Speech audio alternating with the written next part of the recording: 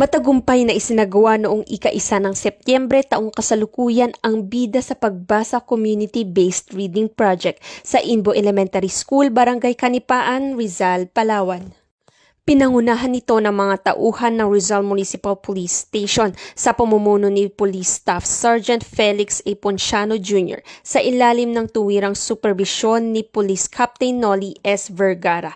Nakipagtulungan din sa programa ang iba't ibang organisasyon kabilang na ang LYDC members, Basa Batuta Organization, Palawan Helping Hands, Muslim Student Club Rizal Chapter, Rizal Children Organization, Pagbasa Youth Association of the Philippines, Rizal Organization, Dr. Jose P. Rizal, Gabay Kalinga Foundation at ang Philippine Marines.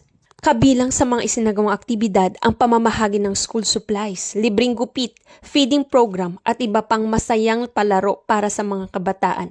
Mainit naman ang naging pagtanggap ng mga guro ng Inbo Elementary School na pinamumunuan ni Gunoong Alwin L. Bakayan, teacher in charge.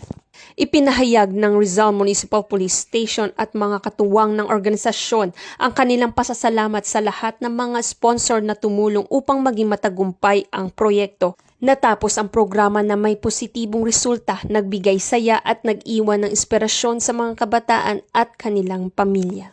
Ang matagumpay na pagpapatupad ng Bida sa Pagbasa Community-Based Reading Project ay patunay na masinop ang pagsasabuhay ng 7-point agenda ni Acting Chief PNP, Police Lieutenant General Jose Melencio C. Nartates Jr., particular sa pagpapatibay ng ugnayan sa komunidad, pagsusulong ng edukasyon at kabataan, at pagpapalakas ng kooperasyon sa pagitan ng Philippine National Police at iba't ibang sektor ng lipunan.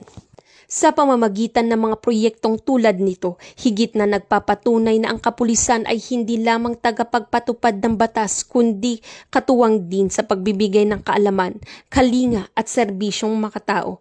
Nagbunga ito ng mas matatag na tiwala at suporta mula sa mamamayan na siyang pundasyon ng isang ligtas at maunlad na pamayanan. Mula dito sa Palawan Police Provincial Office, ako ang inyong PNN Correspondent Patrolwoman Eloisa Joy Veredo, alagad ng batas, tagataguyod ng balitang